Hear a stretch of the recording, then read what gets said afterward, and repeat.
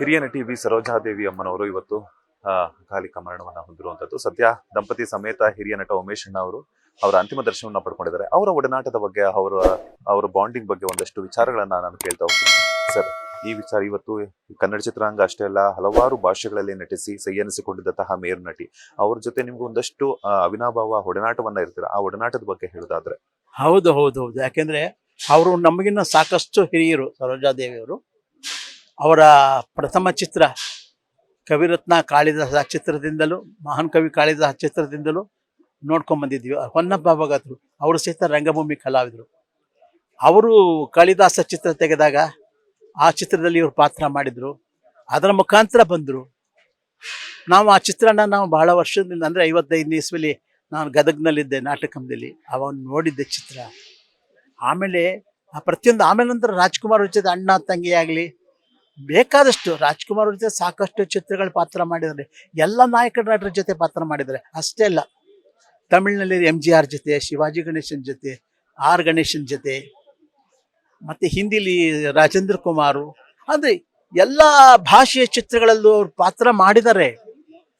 ನೋಡಿ, ಅವರು ಎಲ್ಲಿ ಯಾವುದೇ ಚಿತ್ರ ಪಾತ್ರ ಮಾಡಿದ್ರು ಆಯಾ ಹಿಂದಿಯವರು ಹೇಗಿರಬೇಕು ಹಾಗೆ ಪಾತ್ರ ಮಾಡಿದ್ದಾರೆ. ತಮಿಳಿಗೆ ಏನು ಕೊಡುಗೆ ಕೊಡಬೇಕು ಅದೇ ಕೊಟ್ಟಿದ್ದಾರೆ, ಕನ್ನಡಕ್ಕೆ ಏನು ಕೊಡುಗೆ ಕೊಡಬೇಕು ಕೊಟ್ಟಿದ್ದಾರೆ. ಅದೇ ಒಂದು ಅವರಲ್ಲಿ ಇರೋ ಒಂದು ಇದು ಸತ್ವ. ಅವರು ಅದನ್ನು ನಾವು ಮರೆಯೋದಕ್ಕಾಗಲ್ಲ. ನಮಗೆ ಅವರು ಬಹಳ ಸಲ ನಮಗೆ ಯಾವುದು ನಮ್ಮ ಕನ್ನಡ ಚಿತ್ರರಂಗಕ್ಕೆ ಏನೇ ಸಮಸ್ಯೆ ಬಂದರೂ ಮಾತಾಡ್ತಿದ್ರು, ಬಂದು ಪರಿಹಾರ ಮಾಡ್ತಾಯಿದ್ರು. ನಮ್ಮ ಒಡನಾಟ ಎಲ್ಲ ಚೆನ್ನಾಗಿತ್ತು ಕಲಾವಿದರ ಜೊತೆ. ಇವತ್ತು ಅವರು ಭೌತಿಕವಾಗಿ ನಮ್ಮ ಮುಂದೆ ಇಲ್ಲ, ಆದರೆ ನಮ್ಮ ಮನಸ್ಸಿನಲ್ಲಿ ಅಷ್ಟೇ ಅಲ್ಲ, ಇಡೀ ಕನ್ನಡ ಚಿತ್ರರಂಗದ ಎಲ್ಲರ ಮನಸ್ಸಿನಲ್ಲೂ, ಅಭಿಮಾನಿಗಳ ಮನಸ್ಸಿನಲ್ಲಿ ಇದ್ದಾರೆ. ಭಗವಂತ ಅವರ ಆತ್ಮಕ್ಕೆ ಶಾಂತಿ ಕೊಡಲಿ. ನಮಸ್ಕಾರ. ಈಗ ಏನಂತಂದ್ರೆ, ಸರೋಜಮ್ಮ ಅಂದ ತಕ್ಷಣ ನಮ್ಗೆ ನೆನಪಾಗುವಂಥದ್ದು ಕಿತ್ತೂರು ರಾಣಿ ಚೆನ್ನಮ್ಮನ ಆಗಿರ್ಬೋದು, ಹಲವಾರು ಪಾತ್ರಗಳಿದೆ. ನಿಮಗೆ ನೆನಪಾಗುವಂತಹ ಪಾತ್ರ ಯಾವುದು ಅಂತ?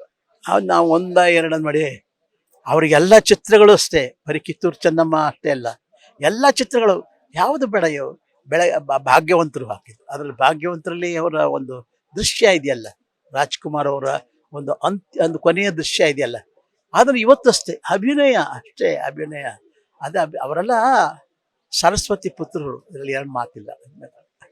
ನಮಸ್ಕಾರ. ಇತ್ತೀಚೆಗೆ ಏನಾದ್ರು ಅವ್ರನ್ನ ಭೇಟಿ ಮಾಡುವಂತ ಪ್ರಯತ್ನ ಆಗಿರ್ಬೋದು, ಯಾವಾಗ ಭೇಟಿ ಆಗಿದೆ ರೀಸೆಂಟ್ ಆಗಿ, ಅಥವಾ ಕಾಲಲ್ಲಿ ಮಾತಾಡುವಂತ ಪ್ರಯತ್ನವನ್ನ ಏನು ಮಾಡಿದ್ರ ಅಂತ? ಇತ್ತೀಚೆಗೆ ಅಂದ್ರೆ ನಮ್ಮ ಕಲಾವಿದರ ಸಂಘದಲ್ಲಿ ಯಾವುದೇ ಒಂದು ಸಂಘ ಮೀಟಿಂಗ್ ಆದ್ರೆ ಅದ್ರಲ್ಲಿ ಬರ್ತಾ ಇದ್ರು, ಬಂದು ಎಲ್ಲರ ಜೊತೆ ಸಹಿತ, ಅವರು ಚಿಕ್ಕವರು ದೊಡ್ಡವರು ಅಂತ ಏನು ಭೇದ ಭಾವ ಇಲ್ಲ, ಎಲ್ಲರೂ ಸಹಿತ ಅವ್ರ ಜೊತೆ ಚೆನ್ನಾಗಿ ಮಾತಾಡೋರು.